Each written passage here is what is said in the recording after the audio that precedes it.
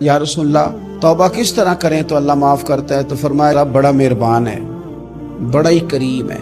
وہ تو کسی بندے کی اونٹنی اگر کبھی گم ہو جائے صحرا میں، اور اس طرح گم ہو کہ پیسے بھی اونٹنی پہ ہو، کھانا بھی اونٹنی پہ ہو، کپڑے بھی اونٹنی پہ ہوں، علاقہ بھی صحرا کا ہو، اور اس نے کسی ٹہنی کے ساتھ باندھی ہو، پھر وہ سو جائے، سو کے اٹھے تو اونٹنی غائب ہو۔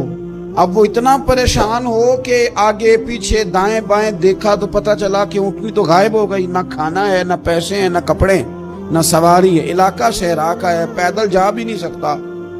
تو فرمایا جس طرح وہ بیٹھ کر موت کا انتظار کرنے لگتا ہے، اور وہ منتظر تھا کہ اب موت ہی آئے گی، اب کوئی اور سہارا نہیں، فرمایا اچانک اگر اونٹنی سامنے آ جائے تو اسے کتنی خوشی ہوگی؟